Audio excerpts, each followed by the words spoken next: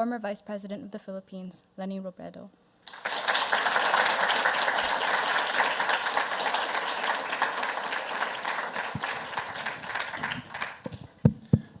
It's on. It is on, and game on, too. Yeah. So I thought maybe you could, if you'd like to just open with some comments. And then the structure of this is that we've solicited some questions from Harvard students, Wellesley students, I think others as well. And I've tried to focus those in where they have some commonalities, and we'll engage in a dialogue and then save some time for you all to raise some questions as well. So, but I think having some opening remarks from you would be wonderful. First of all, thank you for the generous introduction by our Wellesley ladies. I think, James, this is the most number of Filipinos I'm with since I arrived in the U.S. That's a good day, then. It's a very welcome breather. For those of you who do not know, James was born in the Philippines. James was born in Olongapo, right? Yeah, it's a long story. It's a long story, Hang around for the but reception, yeah. that's the reason why he's half Filipino by heart. But I'm so privileged to have been given this honor to meet you this afternoon. Students from the Harvard College and from Wellesley College, and parents and friends of students who are here with us. This is my third week, I think. This is my third week here in Harvard, and I've been doing talks about twice a day. And most of my talks have a sprinkle of Filipinos in them, but this is the most number of Filipinos I'm with, so this is a very happy occasion, James.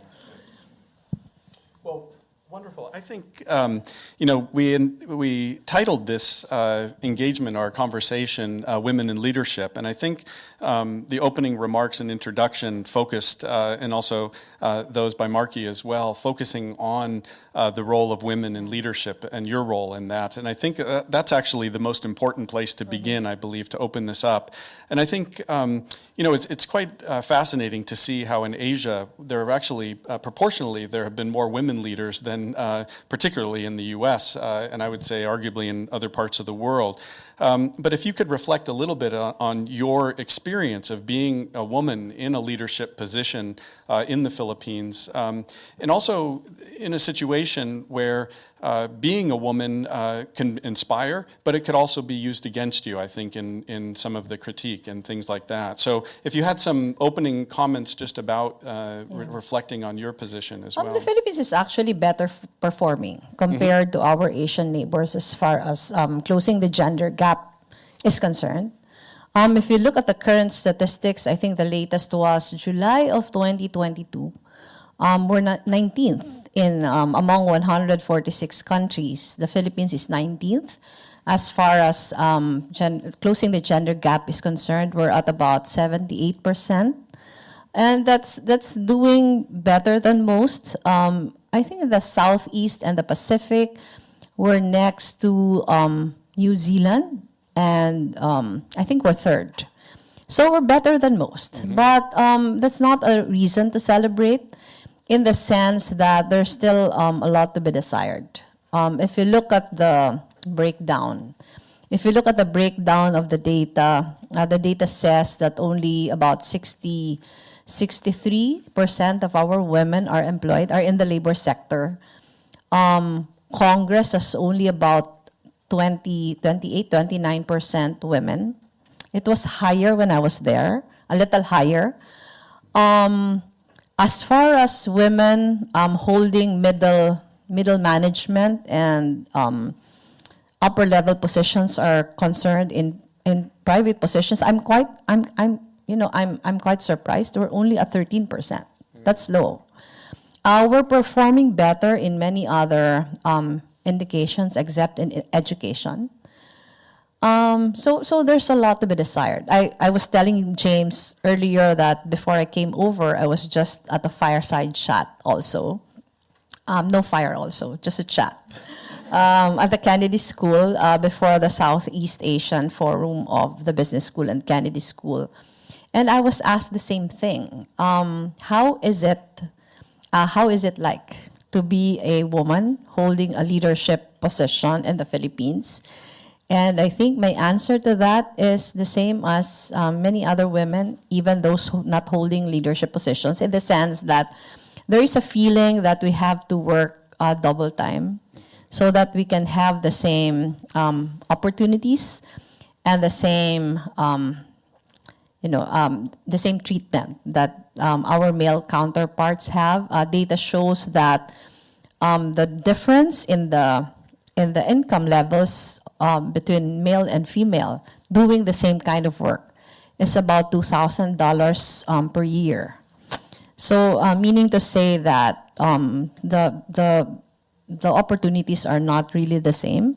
There's not level playing field. That became more stark when I became vice president. I was at the receiving end. Those who are based in the Philippines who are here know this for sure. That I was at the receiving end of not just disinformation, but as far as disinformation is concerned, I was the most vulnerable, because it was so easy to accuse me of a lot of things, like you wouldn't believe, James, what the kind of stories have been weaved about me. I have a succession of boyfriends. At the age of 57, I was pregnant for 3 years. I was married at the age of 15 to a communist leader. All those sorts of things. And if I was travels. if I was a male, I would not have gotten that kind of false information. And it was not just me. We have a senator. She just ended her term, Senator Laila de Lima, who was one of the more courageous ones in the Senate. She was very vocal against the bloody drug war that was happening in the last 6 years of the previous administration. She was a sitting member of the Senate, and because of her being vocal about human rights abuses and those types, there were a number of cases filed against her, trumped up charges. Not only that, there was an investigation conducted on her, and because she's a woman, there were alleged sex videos with her, which were obviously not fake, but would have been different if she were, male. Maria Ressa, Maria Ressa has been doing a lot of efforts on the disinformation front, has also been at the receiving end of a lot. When I was vice president, I have been publicly subjected to misogynistic remarks. At a very public event in Tacloban, city south of Manila, the president commented about my legs. I have 3 daughters, I don't have a son. Whenever any of my daughters would, be vocal about their stand on particular issues, they would receive threats of being raped, many other things. So it's the kind that is it's the kind of things that women are subjected to.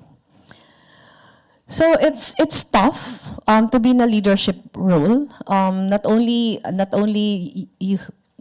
will you have to manage mindsets and cultural dictates, but you have to work extra hard to get the same kind of recognition as your male counterparts.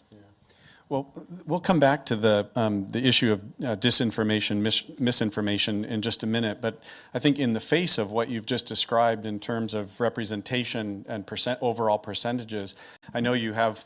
Look around the audience here, young women who are sitting here, young Philippine women who I'm hoping some are aspiring to go into some form of public service or perhaps even elected office or something like that. Given what you've learned in your time, would you have some kind of advice for how to negotiate that situation and to try to rise up and take a position and assume a leadership position in their own lives? Yeah, I've said this already. I think I've said this twice in a similar forum. And this is an advice I want to give to all the young people here who aspire for public office later on in life, not just to the women, but also to the men. And this is a lesson I've learned from the journey I've been through. I never intended to be a public official. I was a lawyer working with the communities. I was only thrust into this world after I lost my husband to a plane crash. I had no preparation whatsoever except for my experience helping my husband navigate through his political life. But even if there was no deliberate preparation for this kind of life, the lesson really is whatever opportunity is given to you, no matter how small or how big it is, do your best. Because you will reach a stage in your life that will allow you to look back. And when you look back, you will realize that all the dots will connect. Meaning to say, in Philippine parlance, walang sayang. The Filipinos will understand this. All opportunities are stepping stones to and preparation for the kind of life that you will lead, whether you join politics or not. When I lost my husband to a plane crash, I was subjected to so many difficulties, and I'm not even talking about the vice presidency yet.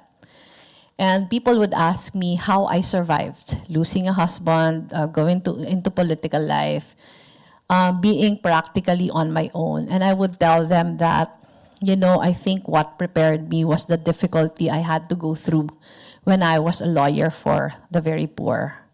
When I was working for fisher folks, there would be times when I had to spend nights, lying down inside boats because there were no houses that could take me in.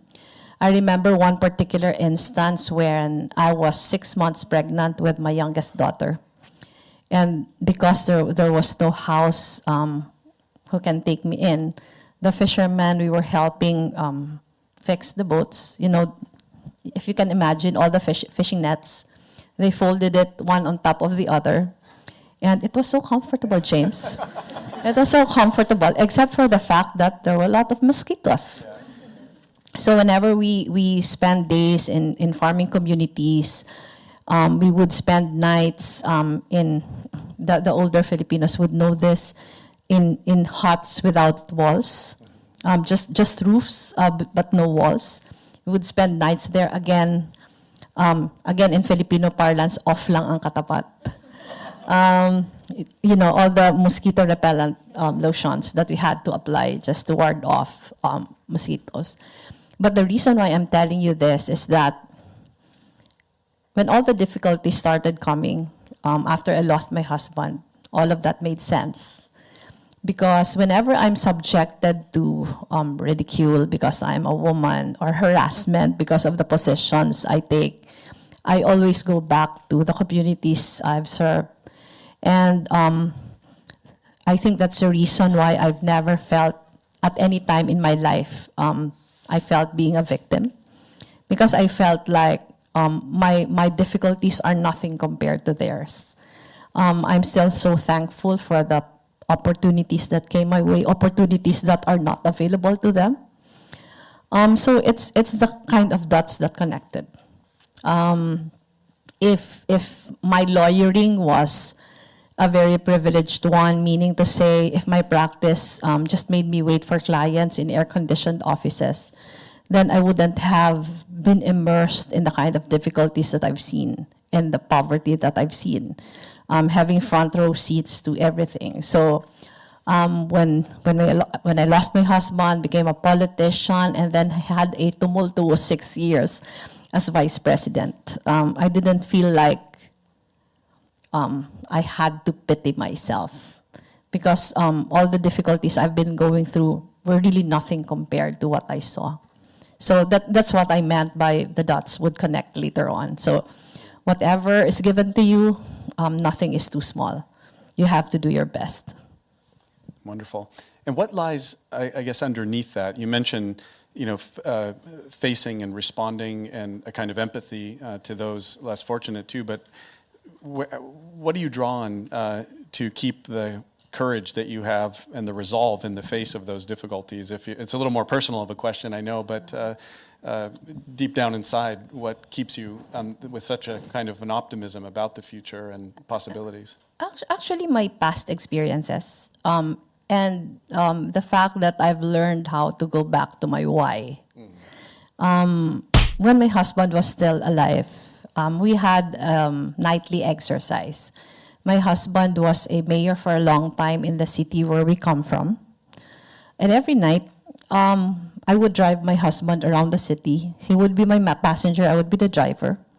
And the purpose of that nightly road trip was to check, for my husband to check if our street lights were working. Because he felt that if there was one street light that was not working, or if there was garbage that was not picked up, it was a reflection of the kind of governance that he was performing. And during those nightly trips, one exercise that we did was to assess if we were still being true to the reason why we are there. And when I lost my husband, that has been my nightly exercise. But there's no one to share it with, so it's like of internalization of what's happening. So every time there's difficulty, it was not a nightly thing anymore, but every time there's difficulty, I ask myself, why am I here? So it has always been very clear to me that it was never my ambition to be a politician. But the reason why I am there, because I was answering a call to duty. And there's a responsibility that I have to perform. It has always been my mantra that, again, whatever task is given to me, I give my all. And, that's always the level of assessment that I do. So however difficult it is, it's very clear to me that I'm here to fulfill a duty. So it's not like, I don't let my emotions get the better of me. There's been a lot of things I had to take, especially during the last 6 years. But always the bigger picture prevails. So, and clearly, it has drawn a huge following, and you've inspired so many people, 15 million supporters, rallies with nearly 500,000 people, 500,000 people showing up. And clearly I can see the excitement even in the eyes of people here for you and the work that you've done. So maybe it would be interesting just to reflect a little bit for you. How do you plan to harness this energy that you have tapped into? Many women, particularly young people. What looking ahead? What can be done with that? I'll just give a little context, James. Okay. Because going into the campaign, I felt that because of all the propaganda and the disinformation, if you look at the surveys from before, my approval rating was in the single digits. There were surveys of presidential contenders, and I would always be at number 6 or number 7. So if you will, backtrack a little, there was no way that I had any chance at making it. But again, a lot of things happened. The time that's given to us is not enough to discuss the journey. But I decided to run, and there were no expectations at all. But during the campaign, we saw a lot of things that we never thought would happen, and that is people actually coming out. And not just coming out, but people who are so invested, people so passionate. It was my 3rd elections, my 9th because of my husband. It was the first loss for me, but it was the most fun campaign of all. Because people, just went out of their way to contribute. It was the easiest elections of all, despite the environment that was prevailing. It was the first time. It was really phenomenal. Phenomenal in the sense that it's not just the crowds, but it's really people coming out. Even Filipinos who were not in the Philippines. People coming out, doing their own thing, not waiting for the campaign headquarters to dictate upon them what to do, but people doing all the initiatives. In fact, we had to set up a museum of hope. After that, we have a museum of hope now that showcases all the things that the volunteers did during the campaign, and I think that was unprecedented and worth building on. So during the elections, I finished second with 28%. When I filed my certificate of candidacy October of 2021, I was only at 7%. But I finished at 28%. People were really, they were all in. I think it was worth building on the phenomenon that happened. So the elections was on a Monday. We had a Thanksgiving rally on a Friday. And the Thanksgiving rally was really to assure people that even if we lost the elections, it was not the end of our fight. We will continue fighting until our people get the kind of lives that they deserve. And I also announced during the Thanksgiving rally that we're putting up Angat Pinas Incorporated, which we dream would be the biggest volunteer network in the Philippines. So it's a continuation of the anti-poverty program that we have been doing at the Office of the Vice President. But what makes it more special now is we've tweaked the model a bit to make sure that it's not just anti-poverty program, but it's really a platform where all the people who helped during the campaign, and even those who did not help in the campaign, will have a platform where they can continue immersing themselves in community work. I think it's what will keep people inspired and hopeful that all was not lost because of the election. So it's what is occupying our time now. So I think people would be interested, I certainly am too, is that when you moved the Angat Buhay campaign into this new mode, what are some of your plans for that? What kind of role is it going to play going forward? And what sort of initiatives? When we were doing Angat Buhay at the Office of the Vice President, it was purely anti-poverty program. And the purpose of that was in a sense different, because I knew I would be sidelined by the administration. And if you look at our constitution, there's really no mandate for the Vice President except succession. So we did not want to waste 6 years doing just ceremonial work. So the purpose of that was to make the office more relevant, reinvent it, and make it a more advocacy-heavy office. So we were doing a lot of work on education, health, rural development, women empowerment, those likes. The kinds of program we were doing on education, for example, just to give everyone an idea, was we looked for places in the Philippines where dropout rates are high.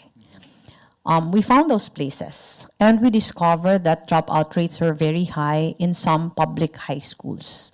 So we went to those places, checked, assessed, made an assessment. What are the things that were causing the very high dropout rates? And most of the places, the reason for the high dropout rates was that children have to walk very, very far just to go to school. And when I say very, very far, it's an average of 3 to 4 hours walk each way, every day, just to go to school. So we built dormitories. We built dormitories inside public high schools where children can stay the entire week for free so that they won't have to walk far. And in those places where we built dormitories, the improvement have been dramatic.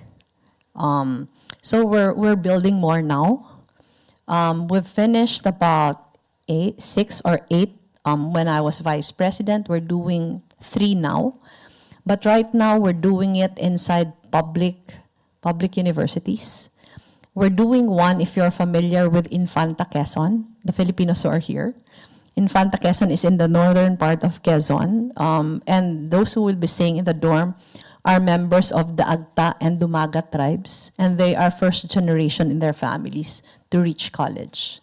So we're very excited about it. But to your point, how will this be a platform where, we can harness the passion and the energies of Filipinos? When I was vice president, the program was just connecting our partners with the communities that will benefit, because all of that are privately funded. But now, it's really creating spaces, where you can participate. Like, you can help build homes. You can, whatever. For example, we're building a village for victims of disasters, and the ones building the homes are the beneficiaries themselves, but the ones training them are students. So students of engineering are the ones who designed the houses. Students of architecture are the ones, students of architecture were the ones who designed the houses. Students of engineering were the ones equipping the beneficiaries in the building of houses. So students have been helping the residents paint the houses, do electrical work, do social preparation, do livelihood work. So it's creating spaces for those kinds of participation, with the hope that we will be able to develop a constituency that's very attached to the normal Filipino difficulties and problems that people face every day. We feel that, it should not be directly political, in a sense. Having a lot of young people involved in our programs keep them grounded, and the feeling of being attached to something bigger than yourself, I think, is a very good way to hone leaders in the future. Well, good. I hope that, in the future, the Harvard Philippine Forum has a service trip over the winter term that goes to the Philippines and does this kind of work. And I think that spirit, we're also hoping, in the Asia Center, we have a disasters and refugees section that we're also working with people in the Philippines. So I'm really glad to hear that this will continue on. Hopefully we can join some forces there.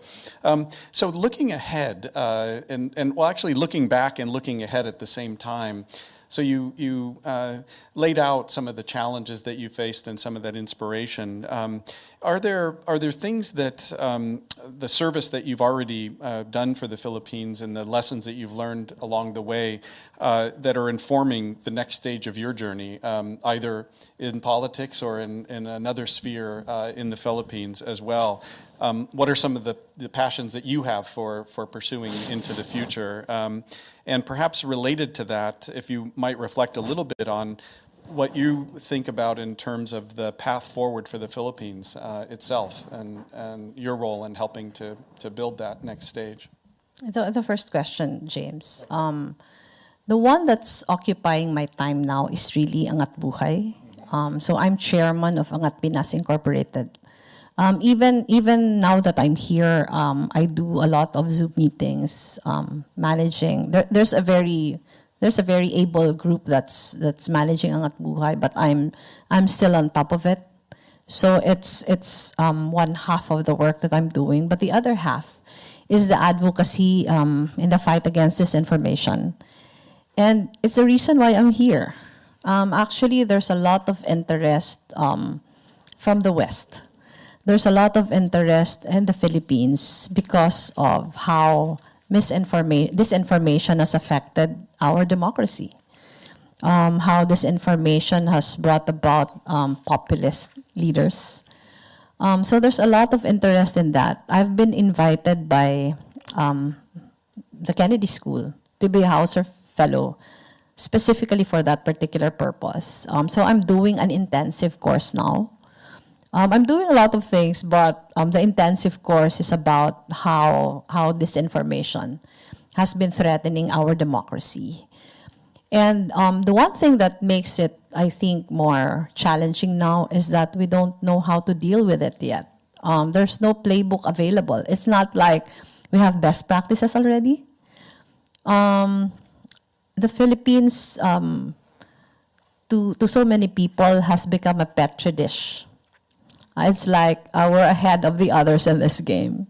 So they're very interested in the lessons that we've learned, in the failures, in the failures in our responses. So that's a very challenging thing. Now, I've been getting a lot of invitations aside from Harvard to talk about it. I got an invitation to speak in Zurich for the same topic. I'm participating in an Obama Foundation thing, and this information is also the topic. I have an invitation in Oslo, same topic. So it's like, this is a joke, James. Don't take it very seriously, because I'm being trolled still for being in Harvard, and I noticed, yeah. I want to tell them that thank you. It's because of you that I'm here. Yeah. But of course, but it's been a challenge. It's been a challenge in the way that it's not like we can tell people that this is how you fight it, because they don't know. On Friday, there's a launch of it's the latest in the series of researches that Jonathan Ong, who's a Filipino, he's a professor at UMass Amherst, but a Shorenstein Fellow of the Kennedy School. He's been doing a series of researches on disinformation in the Philippines. The latest in the series is on the 2022 elections and how disinformation shaped it. It will be launched this Friday. And I've seen the draft of the report, and there are a lot of recommendations there. But because there are no best practices yet, even the proposals for how you fight it, there's been a lot of debate also. Like, there's a group that's advocating fighting fire with fire. I'm not very sure about it. A lot of supporters are actually quite frustrated with me because I haven't filed cases yet, but I want to do it the right thing. It's the easiest to use your emotions because, when you're being trolled, you want to get back. So to get back, the easiest thing is to file a case just to scare the one that's trolling you. But I don't think that will contribute to the bigger picture. So I want to do it right. I've been working with a lot of, there's a big group in the Philippines already that's been doing a lot of work. There have been a lot of studies already that's saying this is not effective. For example, a lot of groups in the Philippines are doing fact-checking now. I'm sure you're aware of that. There's a lot of fact-checking sites already in the Philippines. While it's important, all the data shows it's not enough because of how social media works. Social media works on algorithms, and the fact-checking that we've been doing all these years are confined to the echo chamber. But we have been unable to, to penetrate the fortresses that they have created. So there's a course in MIT that's more tech. That's more tech related. So the idea is to bring everyone to the table and, discuss and convince everyone that this is the fight that we should all be together in. So I think I'm being led to that in the sense that perhaps because I'm one of the most trolled, they think that I'm in a better position to discuss it. But there are more Filipinos who have done extensive work on this. Aside from Jonathan Ong, Maria Ressa has done extensive work on this information much, much earlier than we started. In fact, in 2016, she has been warning us already, and we did not take it as seriously as we should have. So we have done a lot of mistakes. For example, when I was started, when the trolling was starting, I was telling a lot of people around me, let's not dignify, they are not true, so it will go away. At the end of it all, what is true will. But that's not the case. That's a very naive way of looking at things because, it just made it worse. So we're learning. We're learning now, but I'm glad that there's a lot of interest in it already. The Kennedy School thinks it's a big thing. So I'm glad that we're getting a lot of support. Yeah, I really hope. I mean, this is something definitely that the rest of the world can learn from. It's still a big issue. I mean, we've identified the illness, but haven't been able to come up with a cure to this problem. I'm mindful of the time and want to make sure to engage the audience here too, but I thought I would end with my comments, or at least or questions to you, with one final one, which is to say that we look out here at this audience, but I also know the Boston community has a very active Filipino community, and there are many students from the Philippines that are in different universities here. And I just wondered what your thoughts are for a role that this community abroad might play in terms of upholding democratic values and progressive politics in the Philippines. Is there something here that all of these, particularly young people here, might do in support of that in an effective way? I think there's an initiative now to make sure that there's a system where young Filipinos would have a chance to feel more connected to the Philippines by learning more about history, culture, immersion, and in the regular Filipino life. The group you're saying is going to the Philippines. I think Miguel Marquez will be in that group. Myrish is part of the group that's organizing this efforts. I think is the most important thing to make sure that, especially young people, especially those who were born here, Filipinos who were born here or have been here for a long time, it would be very understandable for them to feel disconnected, to feel detached. And I think it's a good thing to have an opportunity to, find ways where they go back. And it's not just the physically going back, but finding ways to have an attachment to the Philippines, because it's step one. When you feel more attached, you become more passionate about helping the country. There's no one formula on how to help. Wherever your passions are, that's where you can find ways of being involved. I was telling you earlier about our education programs. I don't know if you know that there's an education crisis in the Philippines. The latest World Bank report says that learning poverty in the Philippines is 90%. We're the worst performing. Next to us is India and Indonesia, and they have population so much bigger than ours, but their learning poverty is 50%. Ours is 90%. So it just compounds to the entire difficulty. And as far as Angat Buhay now is concerned, we've set up community learning hubs doing tutorials in reading and math. It's one of those things you can become involved in. There's a lot of opportunities. Our responsibility is to make sure that those opportunities exist. But it's really going back to your roots, understanding. Not a lot of Filipinos know about history, even Filipinos in the Philippines. There's not a lot of effort that's been exerted to make sure that we don't repeat the mistakes that we've gone through in the past. So we should catch up. And there's been a lot of interest from the young Filipinos everywhere I spoke here in the community. There's a lot of interest in, how can I help? So I think what Myrish and the group are doing is number one need. It's filling up that platform, putting up that platform where Filipinos can become connected again.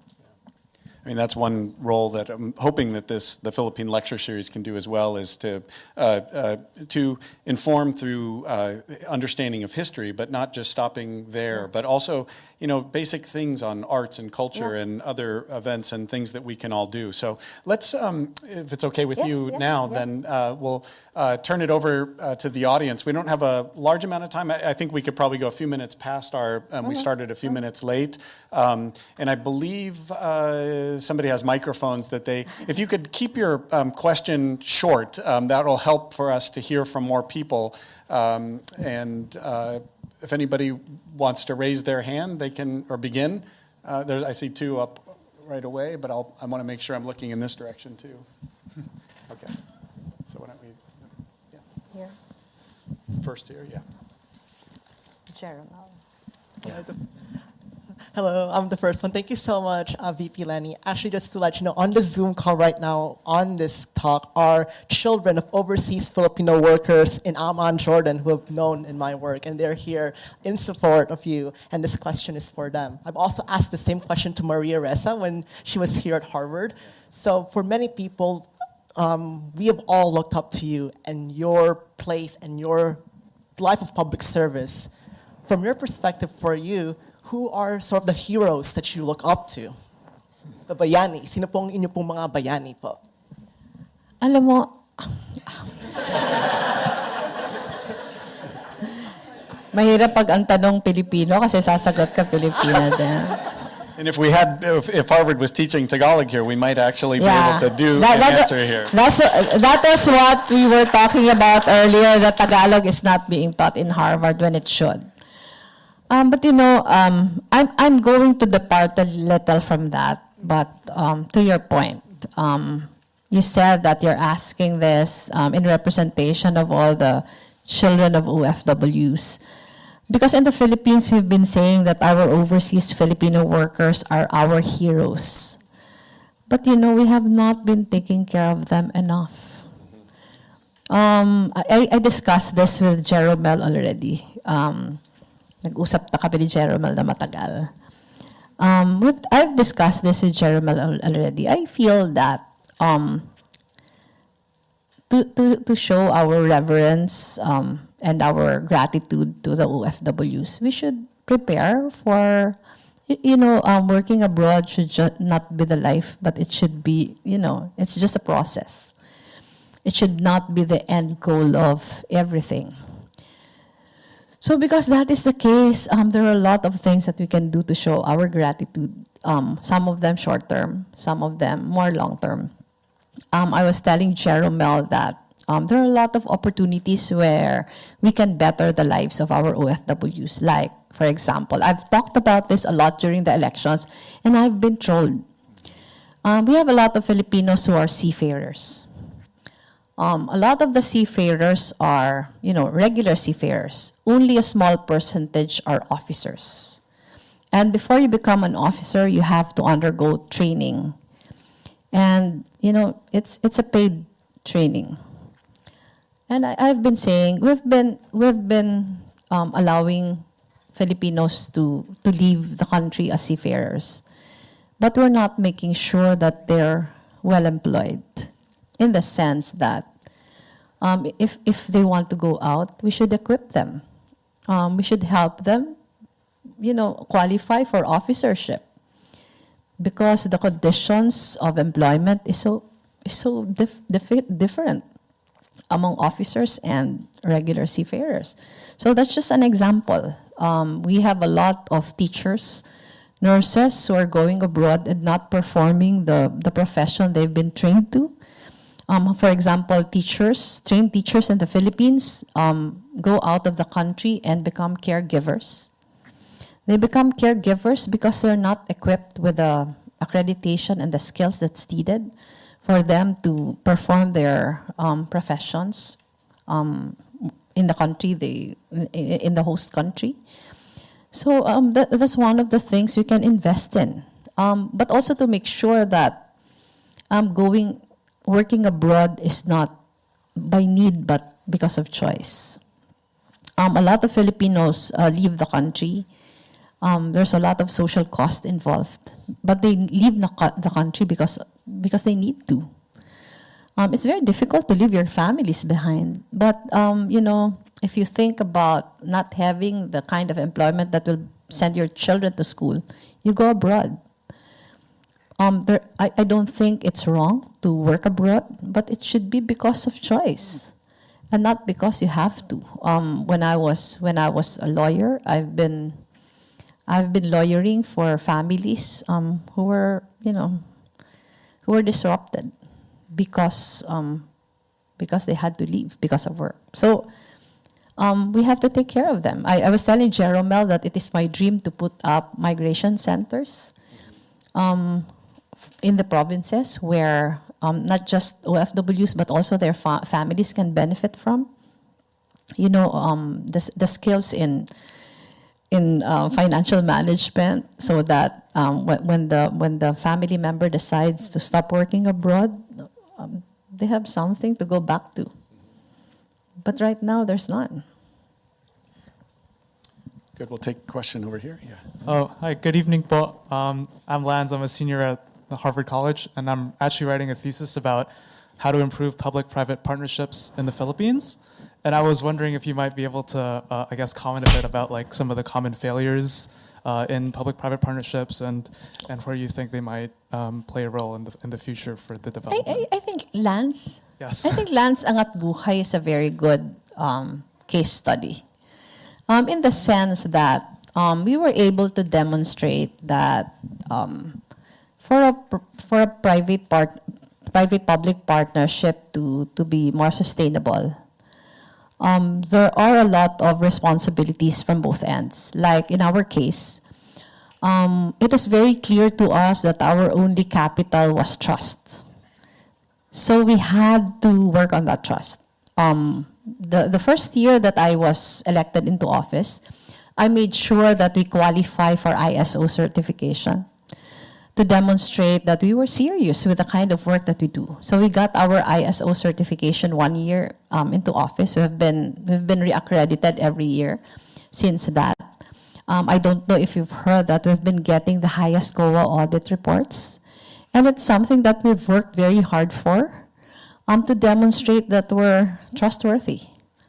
So meaning to say, private partners just don't come. You have to make their help count. And they will come when they feel that you are worthy of the investment that they're giving. That's one thing. The second one is that a lot of what's happening now are very short term. And I'm very proud to say that most of our programs at the Office of the Vice President have been sustained not just for the past 6 years, but until now. And the reason for that is that we're not a fundraising organization. What I'm telling you is that a lot of corporations, private organizations in the Philippines are so willing to help. But most of them, the kind of help that they want to give is money or resources. We don't allow that in Angat Buhay. When we enter into a partnership, we require our partners to become part of the program. We just don't receive resources or contributions. There are some instances where our partners would say, but we don't have the time for it. We want to help, but we don't have the time for it. So we do it tripartite way. Like, for example, there's a group of women in the Philippines. I don't know if you've heard of them. The group is Towns Women. Towns Women fundraised money to help me with a protest case that was filed against me in 2016. I was supposed to deposit 15 million pesos before the Supreme Court, but I was only able to raise 7.5. So the Supreme Court was still waiting for the other 7.5, and this group of women fundraised for me. But when they were giving me the money, I said I couldn't accept because as a public official, I was barred from receiving personal donations. So, but I suggested to them, at first I told them, can you just give the money back to the donors? And the townswomen were saying, that's impossible because you have a lot of very small donors like jeepney drivers who are giving 50 pesos. So how can we return the money? But they were able to raise 7.5 million. That was the time of the Marawi siege, if you've read about the Marawi siege.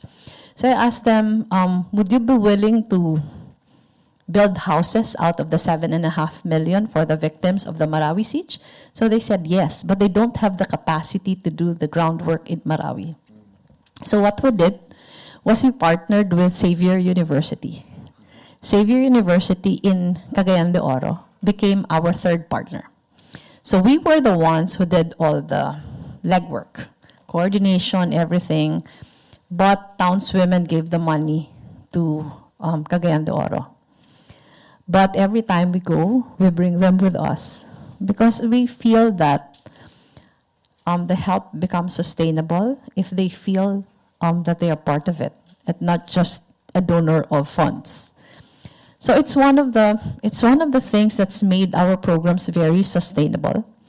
Usually, we benefit from that. For example, Rotary Club of Makati. They were the very first ever donor of our first dormitory. So they said, oh, we'll set aside 1 million pesos for dormitory. But we said, you can't give us the money, you have to go there with us. So when they went, they were so happy with what they saw, and they gave more. They gave more dormitories. So it's like, if they feel like they're part of the change that's happening, they become very committed to it. So I think it's the secret to the private-public partnership model that we've been exhibiting in Angat Buhay. Great. Lance, looks like you have a chapter of your thesis there. Good. All right, let's see if we can squeeze in at least one more question, maybe two. The woman in the pink jacket, we have to have a pink supporter here too, at least to have the... you have a pink shirt on, sir, as well. Well, maybe we'll Mine get is to... hot pink. What's that? Oh, okay. Okay. First of all, thank you for putting together the Angat Buhay, Angat Bahay, or Angat Pinas. You're really helping a lot of Filipinos, giving a lot of opportunities to Filipinos and people like us to contribute and be engaged. My question is, do you have any specific leadership training skills for Filipinos? Because me, coming here from the Philippines, it took me a long time to get to my position. I realized that at some point, after a very long time working here, I realized that my passion, my hard work, my integrity was not enough. And then I had to include other things. I had to learn strategy, influencing, getting buy-in from people. And I think that's really important if you're trying to influence people toward this information and all that stuff. Yeah. So I feel like that is important for Filipinos to learn, actually anybody to learn. Because I feel that, you can do a lot of work, but if you want to spread it, you need that leadership skill. Yes. And it's not something, unfortunately, it's something that you learn along the way, but it's too late, It would be nice if it's fostered and, kids are educated on it very, very early. Yeah. We've been doing a lot of leadership trainings. We're doing a series with young local officials. And the target is to train them to become effective, ethical public officials in the future. We're also doing a lot of leadership trainings among members of youth organizations. But now that you're telling me about your own experience, that's a very good way to expand. It's a very good way to expand, and it's been the trainings we've been doing have been benefiting a lot of Filipinos, but it's very limiting in the sense that we're just doing it through the organizations that they are members of, but we don't have anything that's open to the public. So thank you for the suggestion. We'll think of that very, very seriously. Thank you. So, okay, you want to squeeze? We'll let you squeeze one in, and then I want to end with a student question, okay? Thank you for being patient. Thank you. Yeah. My name is Ed Gumbok. I'm from Norwich, Connecticut. Thank you, Madam President, for sacrificing a well-deserved life of peace and contentment to lead the fight for the Philippines. Thank you for showing us in words and deeds that there is at least one living and breathing political leader who is honest, principled, smart, and effective. But to be brutally honest, the Philippines is now ruled once again by people who will do anything to gain and remain in power. This early, the Marcos Duterte government is already showing their predisposition for corruption and greed. And given their track record, it will just get worse. And so whenever I talk to family, friends, and the people I respect most back home, they believe that only one name can inspire, lead, and call on millions of Filipinos to effectively and lawfully fight the malignant spirits in Malacanang. Leni Robredo. The time for you, Madam Vice President, to lead us again. By that, I mean leading lawful street protests, peaceful demonstrations, may become inevitable. It may be sooner or possibly later, but it will come. Some leaders have criteria, a red line that must be crossed perhaps, or an unforgivable criminal act for them to openly come out and say, enough is enough, this has got to change. In your case, Madam Vice President, what would those criteria or red line be? It's a tough question. That's a long question. I was trying That's to a keep tough short, question. but Yeah. But you know, I think the assurance is that I think my track record speaks for itself. I have not deliberately sought public office, but every time there was a need to step in, I did, despite the opposition from my own family. So that's one. The second is that I think I got the ire of the previous administration because I was not willing to. There were a lot of red lines. There was a lot of red lines that I was not willing to compromise to. One of that was the bloody war on drugs. The second was the incursions in the West Philippine Sea. So I knew for a fact that as Vice President, people would want me to be supportive of the President. That's the Filipino psyche. That, you know, people will not look kindly on a Vice President that opposes the President. But because of the red lines, I staked my cabinet position. A cabinet member should be the alter ego of the President, should not, you know, should not say anything that's against what the President stands for. But I crossed that line because of the red flags that were that could not be the subject of compromise. So it's that. But having said that, I don't think that the entire fight for democracy should be dependent on one person alone. There are a lot of good public servants, but a lot of them do not have the courage to keep on fighting because, you know, the feeling that there is not much support. But what you have shown during the elections was that there is every reason for us to be brave because you are behind us. So I just hope that you continue supporting good public officials because it is where we derive our strength from. I was very shy before, James, believe it or not. I was very shy before, but when circumstances require, I shed off that shyness. And, you know, during the campaign, I was so energized by the kind of passion that the supporters have shown. So if you keep on showing that support, you keep on pushing back, I am sure there are a lot of public officials who will be as brave as I have been. Yeah, good. Wonderful. Thank you. I think a round of applause for that one would be really good.